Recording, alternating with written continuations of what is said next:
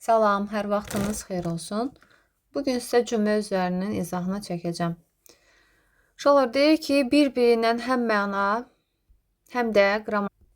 həm qrammatik cəhətdən, həm məna cəhətdən bağlı olan və müəyyən bir sintaktik suala cavab verən, müstəqil məna ifadə edən söz və söz birləşmələrinə cümlə üzvü deyilir. Deməli, burada nə gördük biz? Müstəqil məna ifadə edən söz və söz birləşmələrinə cümlə üzvü deyilir. Həm məna cəhətdən bağlanacaq, həm qrammatik cəhətdən bağlanacaq. Sintaktik sual, yəni cümlə üzvü kimi sualı nəzərdə tutulur. Yəni, cümlə üzvlərinin şərti budur. Cümlə üzvləri uşaqlar iki qrupa bölünür. Baş üzvlər və ikinci dərəcəli üzvlər. Cümlə üzvləri ona görə baş və ikinci dərəcəli üzvlərə ayrılır ki, onların hamısı cümlə üçün eyni yaradıcı xüsusiyyətə malik deyil. Yəni, vəzifələrinə görə. Baş üzvlər, yəni dövlət işi kimi, ümumiyyətlə ailədəki vəzifələr kimi bunu belə başa düşün. Baş üzvlər cümlənin qrammatik əsası. Deməli, qrammatik əsası nə oldu cümlənin? Cümlənin baş üzvləri təşkil edir. İkinci dərəcəli üzvlər isə baş üzvləri müxtəlif cəhətdən izah edir, aydınlaşdırır, tamamlayır. Cümlənin tərkibində işlənən hər söz uşaqlar cümlə üzvü olmur. Yuxarıda dedik ki, müstəqil məna ifadə edən, yəni tərkibdə olmasın, əsas nitq hissəsi olsun. Deyir, hər hansı söz cümlə üzvü ola bilmək üçün ilk növbədə müstəqil leksik mənaya malik olmalıdır. Yəni, əsas nitq hissəsi və yaxud söz birləşməsi. Cümlədəki başqa üzvlərlə sintaktik əlaqəyə girməlidir, yəni bağlanmalıdır. Məsələn, deyir, Fuad, sən məktəbə gedirsən, cümləsindəki Fuad xitabı, yəni Fuad xitabdır və digər sözlərlə məna cəhətdən bağlıdır, amma qrammatik cəhətdən bağlı deyil. Yəni, bu tipli sözlər adlanır xitab və ara sözlər. Qrammatik cəhətdən cümlə üzvlərindən bağlı olmur. Cümlə üzvü sayılmır. Deməli, bizə desək ki, hansı cümlədə qrammatik cəhətdən cümlə üzvlərindən bağlı olmayan sözlər işlənib, biz nə tapırıq? Xitab tapırıq, bir də ara söz tapırıq. Deyir, bəzən müstəqil leksik, qrammatik mənası olan sözlər də müstəqil cümlə üzvü ola bilmir. Bəs bu nə deməkdir? Müstəqil leksik mənası var, əsas nitq hissəsidir, amma həm leksik məna, həm qrammatik məna, amma cümlə üzvü ola bilmir. Niyə ola bilmir? Nə zaman baş verəcək? Deməli, həmin söz təkcə suala cavab vermir, hansısa bir söz birləşməsinin tərkibində işlənmiş olacaq. Məsələn, sənin kitabın evdədir cümləsində sən və kitab sözləri əsas nitq hissəsidir. Nitq hissəsi olsa da təklikdə heç bir cümlə üzvü deyil. Niyə? Çünki söz birləşməsi əmələ gəlib. Məsələn, evdədir nə? Sənin kitabın. Əslində, sənin əvəzlidir, kitabın da isimdir. Hər ikisi müstəqil sözlər ola bilir kənarda, leksik məna var, çünki əsas nitq hissəsidir. Ancaq burada ikisi bir birləşmədir və bir yerdə suala cavab verir. Ona görə burada cəmi 3 söz var, amma 2 cümlə üzvü var. Cümlədə mübtədanın ifadə vasitəsi ismi birləşmədir. Yəni, 3-cü növ təyini söz birləşməsidir. Sual əvəzliklərlə ifadə olunan cümlə üzvləri sual tələb etmir uşaqlar. Amma hansı cümlə üzvünün sualıdırsa və həmin cümlə üzvü də olacaq. Məsələn, gəlməyib kim? Burada kim mübtədadır. Sən onun yerinə söz qoysan, məsələn, Əli gəlməyib. Əli olacaq da cümlənin mübtədası, onu əvəz edən sual əvəzliyi də olacaq cümlənin mübtədası. Yəni, bizə desək ki, hansı cümlədə sualı tələb etmədən, suala cavab verməyən cümlə üzvü işlənib, biz müstəqil şəkildə sərbəst qalan hər hansı bir cümlə üzvünün sualı olan sual əvəzliyini götürə bilərik. Məsələn, deyək ki, necə oxuyur? Burada necə oxuyur da oxuyur xəbər, necə zərflik. Bu, feilin yanındadır deyə zərf olacaqdır söz. Məsələn, tutaq ki, yaxşı oxuyur. Ona əvəz edən sual əvəzliyi də həmin cümlə üzvünün yerində olacaq. Yəni, bu zərflik olacaqdırsa, bu da zərflikdir. Və yaxud deyirəm ki, nə edir? O nə edir?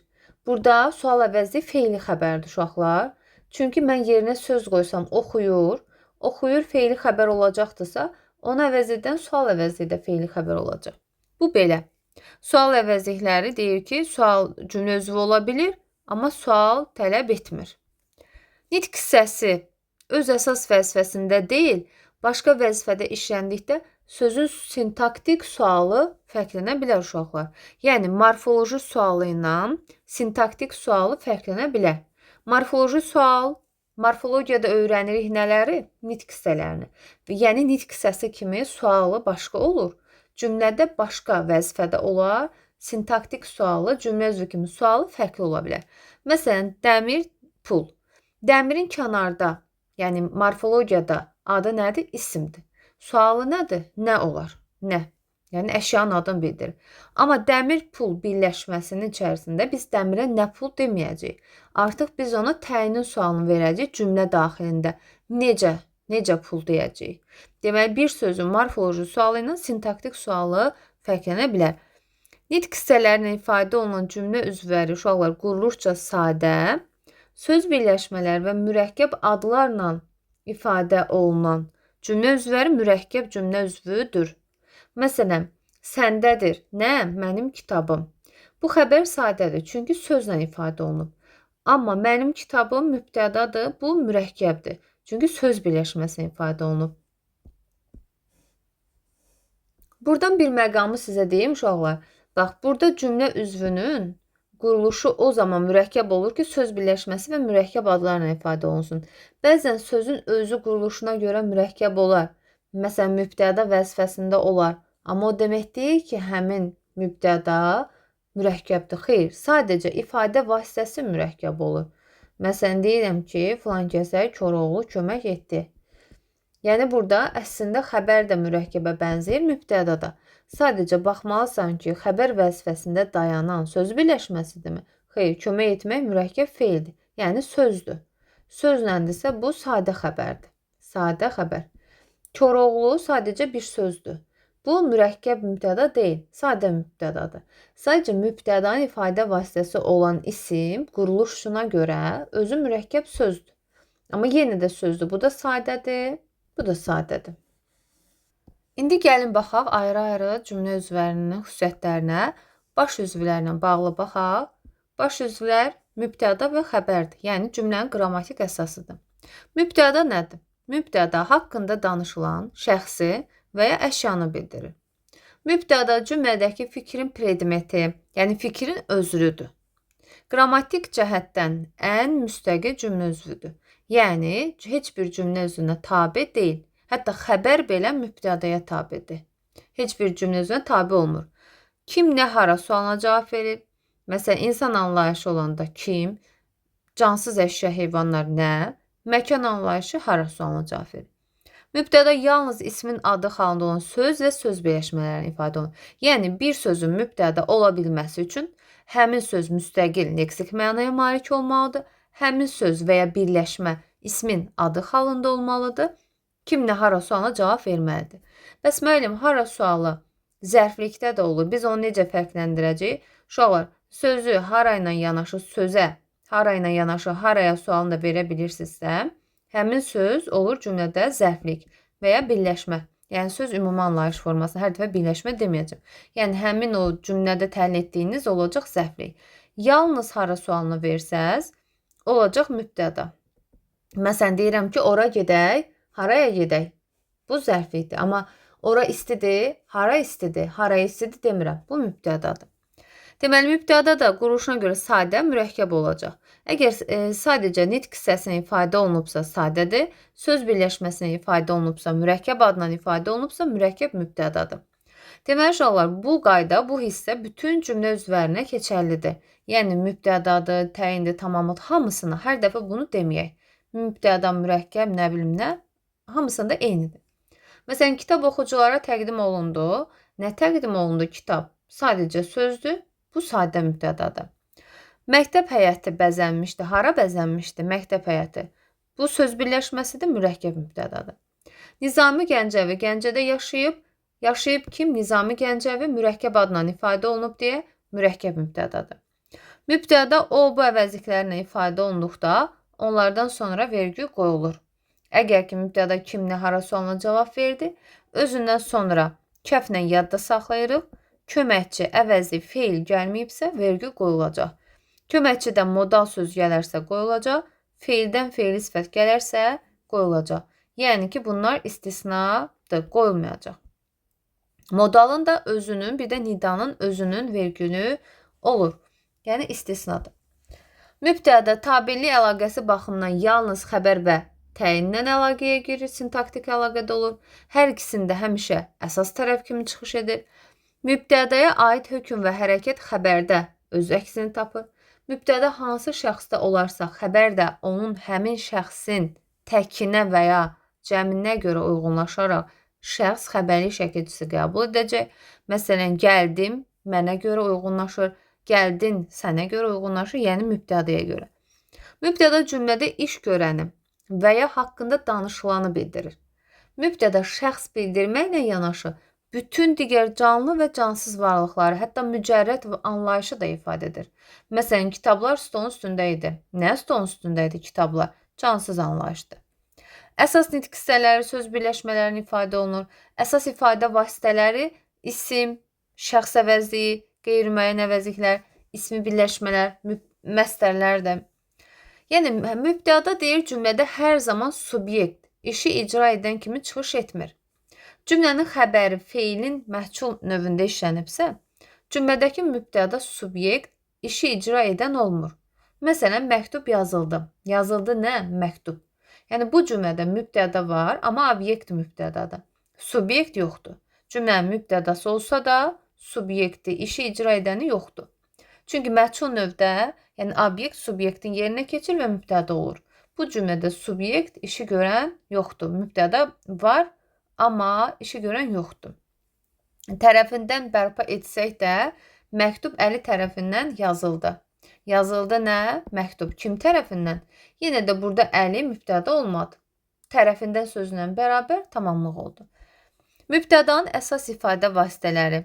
İsim, məsələn, bax, ifadə vasitəsi deyəndə, yəni demək istəyir ki, mübtəda yerində dayananı sən harda öyrənmisən, nə kimi öyrənmisən, söz birləşməsidirmi, yoxsa morfologiyada hansı bölməsində, hansı nitq hissəsində öyrənmisən? Maşını biz öyrənmişik, əşyanın adı isim.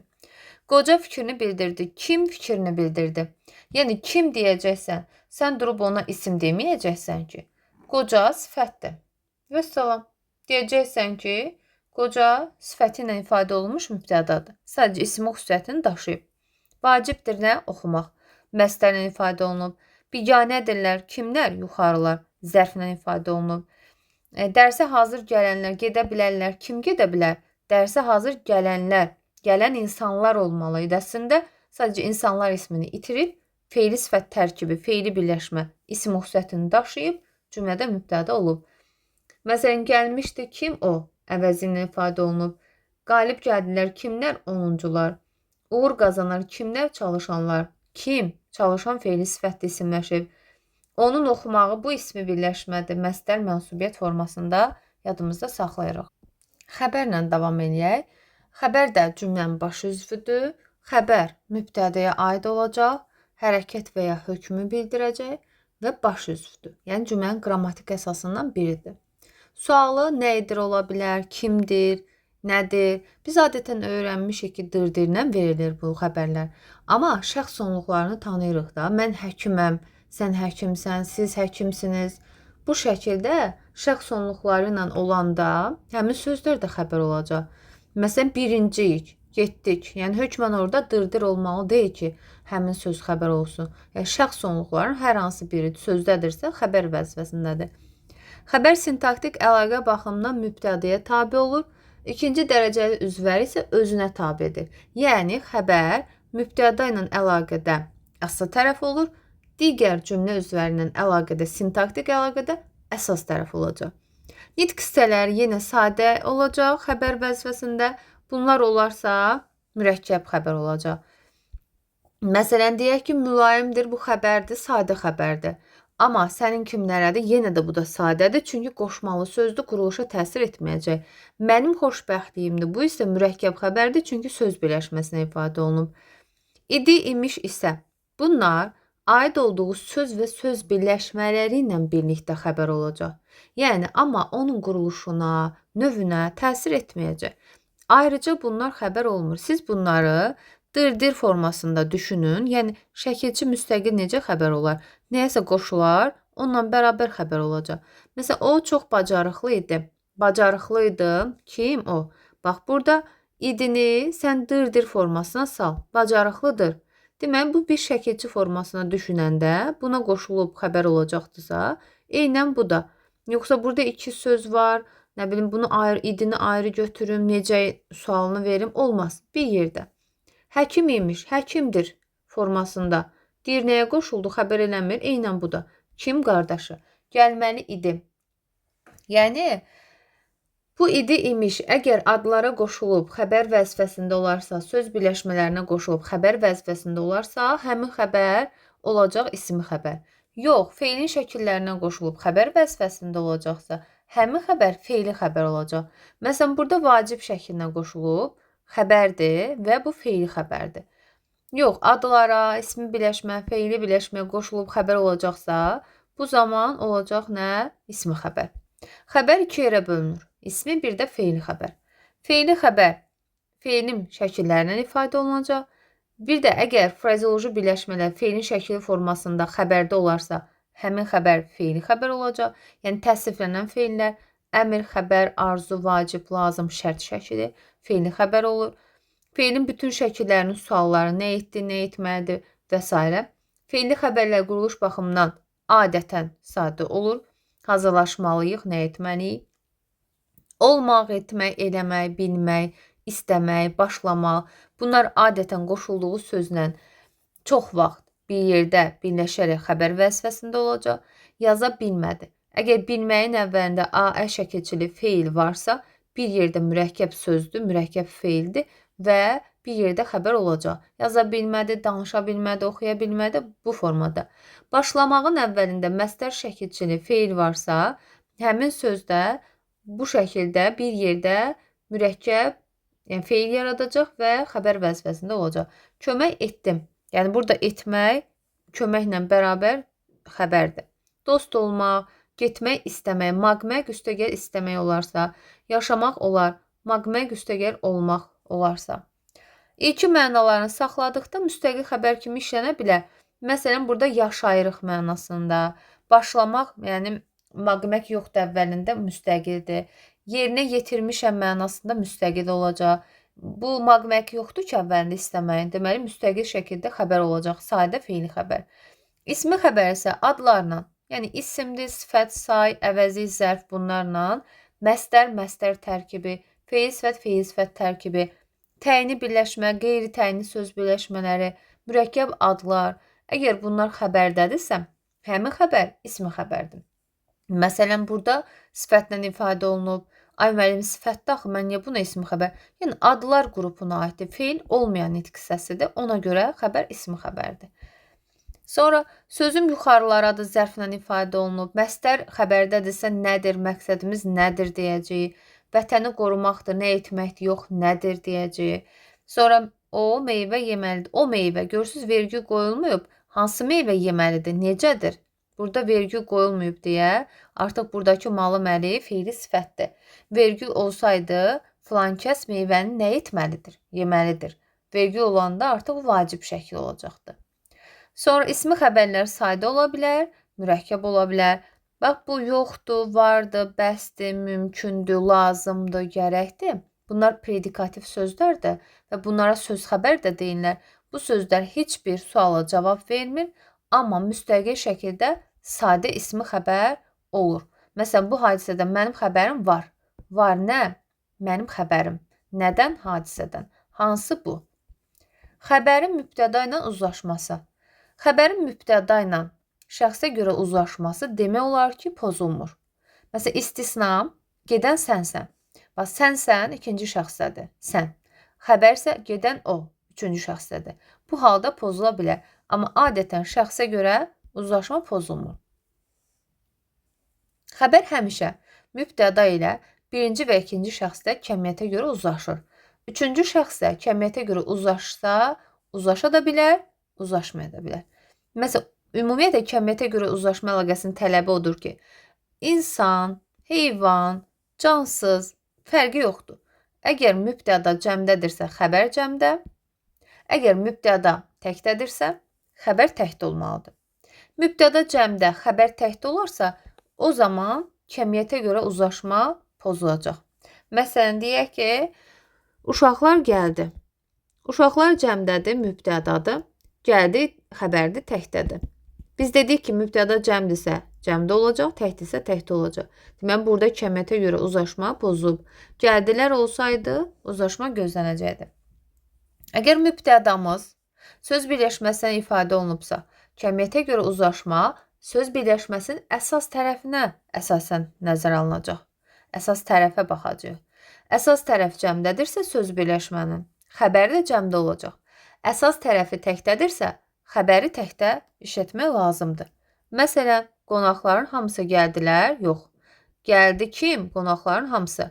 Mübtədamız budur, əsas tərəfi hamısıdır və larilər yoxdur, təkdədir. Xəbər təkdə olmalıdır. Qonaqların hamısı gəldi. Bu cümlədə uzlaşma əlaqəsi kəmiyyətə görə pozuldu. Çünki mübtədanın ifadə vasitəsində bu dedik ki, bura təkdədir və bu da xəbərdə də təklik olmalıydı. Qonaqların hamısı gəldi olmalıydı. Kəmiyyətcə uzlaşma gözlənilməlidir. Asıl tərəfdə cəm ola bilər uşaqlar. Önəmli deyil. Əsas olan əsas tərəfdir. Yəni, birinci tərəfdə cəmlik var, buna uyğunlaşmayacaq. Bura uyğunlaşacaq əsasa görə. Deməli, var sözü, imkan, dövlət, mal, mülk mənalarını ifadə edəndə söz xəbər olmayacaq. Predikativ deyil. Müstəqil suala cavab verəcək. Məsələn, onu belə göylə aparam, vardır, puldur, nədir? Burada vardan, puldan söhbət gedir. Deməli, əgər predikativ olarsa, suala cavab verməyəcək. Yox, pul, var, dövlət mənasında olarsa, suala cavab verəcək. Frazeoloji birləşmə yadımızda qalsın. Feilin şəkilləri formasında xəbərdə olarsa, feili xəbərdir. Yox, əgər frazeoloji birləşmə təsriflənməyən, yəni məstər, feili sifət, şəkilçisini qəbul edərsə, bu zaman cümlədə feili xəbər yox, ismi xəbər olacaq. Məsələn, məqsədim başa düşməsidir. Burada başa düşmək frazeoloji birləşmədir. Və burada məstər formasındadır və xəbərdədir. Deməli, buradakı frazeoloji birləşmə ismi xəbərdir. Onlar bizi yola salanlardır. Bizi yola salanlardır. Kim? Onlar. Bax, burada nə görürəm? Feili sifət görürəm. Yola salmaq nədir? Frazeoloji birləşmədir. Neynədir? Üzərində feili sifət şəkilçisini qəbul etdi. Xəbər vəzifəsində oldu. Dırdiri qəbul edib üzərinə. Şəxs onluğu. Deməli, bu xəbər ismi xəbərdir. Xəbərin ifadə vasitəsi təsriflənən feilin sualı olarsa, sual əvəzi feili xəbərin ifadə vasitəsi olmuş olacaq. Yəni, qısaca suallar. Bu, feilin şəkillərinin sualları olan sual əvəzlikləri nə etdi, nə etməlidir, nə edəcək, nə edəsidir xəbərdədirsə, bu zaman əvəzliyi, sual əvəzliyi feili xəbərdir. Niyə bəs müəllim? Biz yerinə söz qoyacaq. O burada nə edir? Çalışır, işləyir. Mən nə qoydum yerinə? Xəbər, feili xəbər, şəkil, yəni əmr, daha doğrusu zaman şəkilçili söz. Bu nə olacaqdır? Feili xəbər. Onu əvəz edən söz nə olacaq? Feili xəbər olacaq.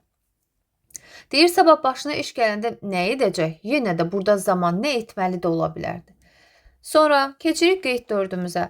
Deyir, məqsədimiz bura gələnlərə kömək etməkdir. Uşaqlar, burada uzun yazılıb. Qısacası, burada buranın xəbərini müəyyən etməkdən ötürü bəzən uşaqlar deyir ki, görürsən, burada məstər tərkibidirmi? Mən necə götürüm bunu?